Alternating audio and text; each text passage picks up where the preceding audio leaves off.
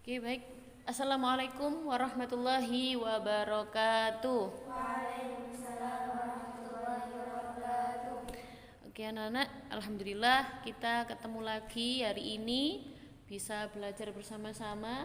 Ibu ucapkan terima kasih. Bagaimana kabarnya pagi hari ini semuanya? Alhamdulillah. Gimana? Sehat? Sehat. Oke. Sekarang kita awali berdoa dulu bersama-sama. Semoga apa yang kita lakukan dan kita pelajari hari ini membawa berkah dan manfaat, terutama untuk kita semua. Nggih. Ila hadi ini wa ala niyatin kulli wa ala kulli niyatin sholihah bisiril Fatihah. A'udzubillahi minasyaitonir. Hari ini kita akan membahas materi selanjutnya di bab 6 ya. Apa judulnya? Berkarya dan berekspresi melalui puisi. Kita kemarin udah belajar banyak nih. Tujuan kemarin. Kemarin kita belajar apa? Masih ingat tentang apa? Diksi dalam teks puisi. Benar Mbak Wawa. Sekarang kita masuk ke pelajaran yang kedua tentang memahami teks diskusi. Apa tujuannya di situ? Memahami rima. Iya, memahami teks diskusi. Terus sampean diajak menilai efektivitas diksi, rima, dan tipografi dalam teks puisi di situ ya. Jadi nanti Ibu nilai juga. Hari ini kita ada diskusi ya. Belajarnya lewat diskusi. Nanti Ibu akan observasi langsung ya apa sampean aktifnya dalam bekerja sama temennya. Ayo rundingan ya apa gitu ya. Terus tanggung jawabnya sampean tak kasih topik nanti satu yang kelompok ganjil apa, yang kelompok genap apa ya. Kemudian nanti ada pertanyaan seputar struktur teks diskusi dan juga unsurnya puisi, sampean juga bisa menjawab gitu ya. Ada kuis singkat nanti di akhir pembelajaran dan ada penilaian diskusi. Lengkap nggak nih analisisnya tadi? Terus ketepatannya, terus pada saat ngomong komunikasinya, presentasinya nanti. Ya, itu yang akan Ibu nilai hari ini. Kita baca bab 6 teks diskusi dan teks puisi. Nah, yang pertama kita akan dibaca memahami apa Mbak Saktia? Memahami Pengertian struktur dan ciri-ciri teks diskusi. Oke, terus yang kedua? Peran aktif dalam kegiatan berdiskusi secara kritis dan santun. Ya. Menganalisis penggunaan diksi dalam teks puisi. Mm-mm. Mengidentifikasi pola rima dalam puisi. Yang terakhir menilai tipografi sebagai unsur estetis puisi. Ya, menilai tipografi sebagai unsur estetis puisi itu yang terakhir. Oke, sekarang kita langsung masuk ke materi. Apa ini? Apa itu teks diskusi? Apa itu teks diskusi, anak-anak? Coba dibaca, Mbak. Oh, kita baca bersama-sama dulu. Teks diskusi adalah teks yang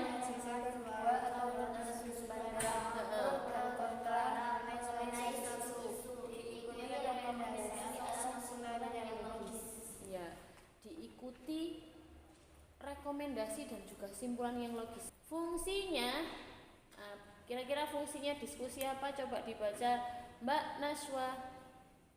Fungsi diskusi yang pertama menyampaikan berbagai perspektif. Ya. Yang kedua melatih berpikir kritis. Ya. Yang ketiga mencapai kesepakatan bersama. Yang terakhir mendorong partisipasi aktif. Ya, mendorong partisipasi aktif. Contoh topik-topik yang ada dalam diskusi ini ada di kolom sini. Contoh topik ya yang akan kita bahas. Ini hanya contoh. Misalnya penggunaan gadget di sekolah. Kemudian belajar daring versus luring gitu. Sudah paham semua nggih? Kita lanjutkan. Kemudian ada struktur teks diskusi. Struktur teks diskusi di sini ada berapa? 4. Warna biru apa Mbak Ais dibaca? Isu, pengenalan topik atau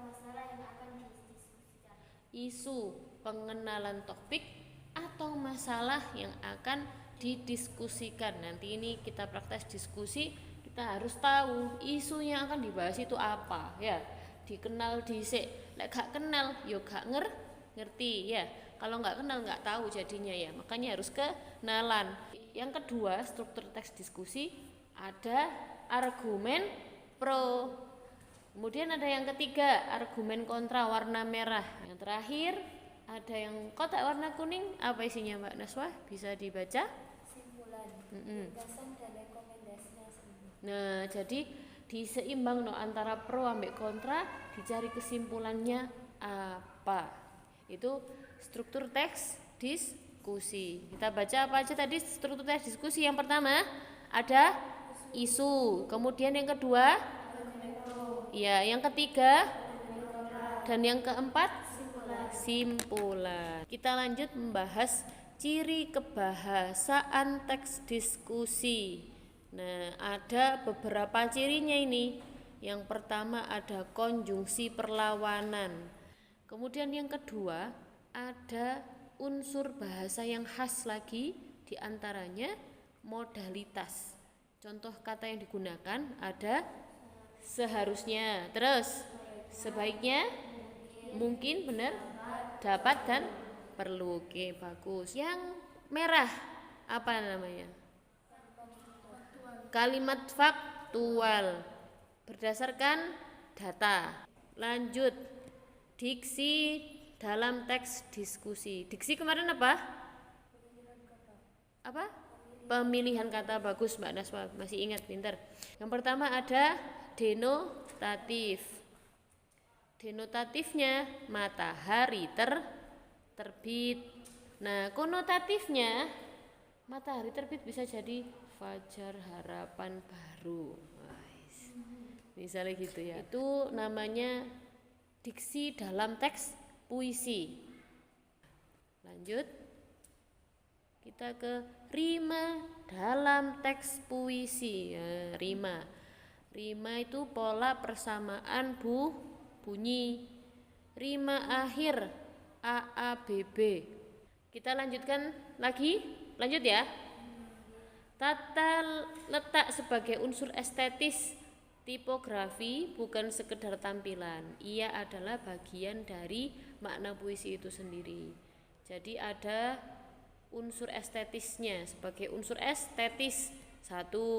Pemenggalan baris, 1. Jeda baris menciptakan irama dan penekanan makna tertentu. Dan selesai.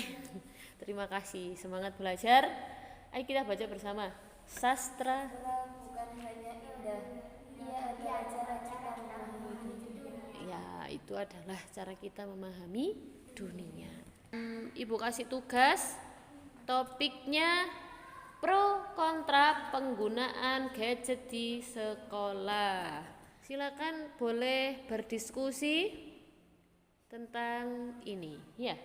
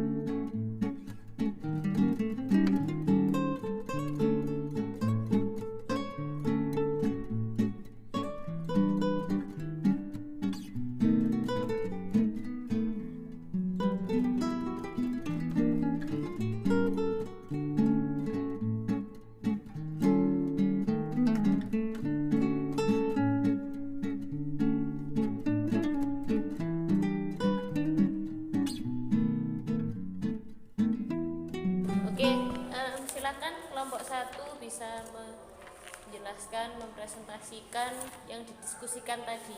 Yang lain bisa menyimak ya. Assalamualaikum warahmatullahi wabarakatuh. Waalaikumsalam warahmatullahi wabarakatuh. Kami dari kelompok ganjil akan mempresentasikan pendapat kami tentang topik pro kontra penggunaan gadget di sekolah.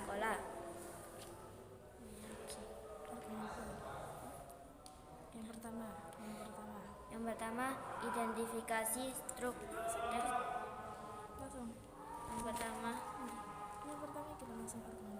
Yang pertama, argumen pro. Contohnya, karena dapat mempermudah untuk mencari sumber referensi untuk pengetahuan yang lebih dalam.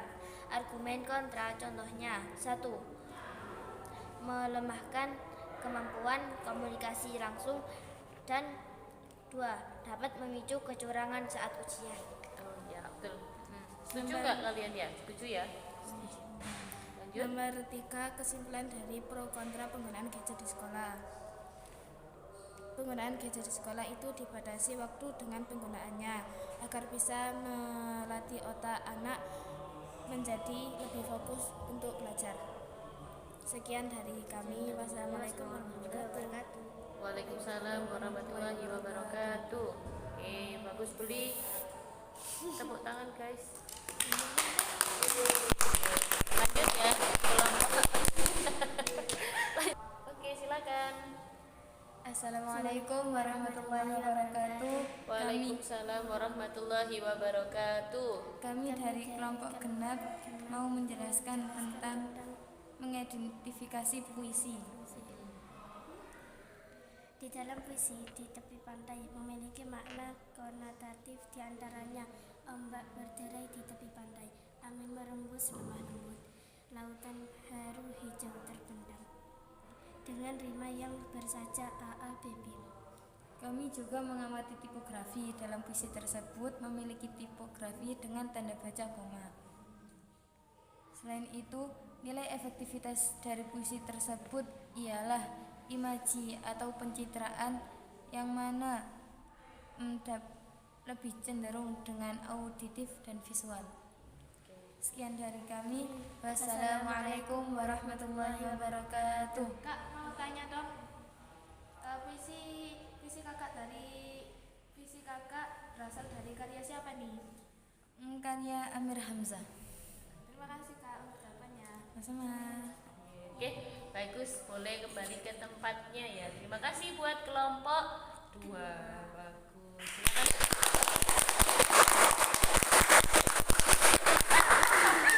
Baik, alhamdulillahirabbil alamin.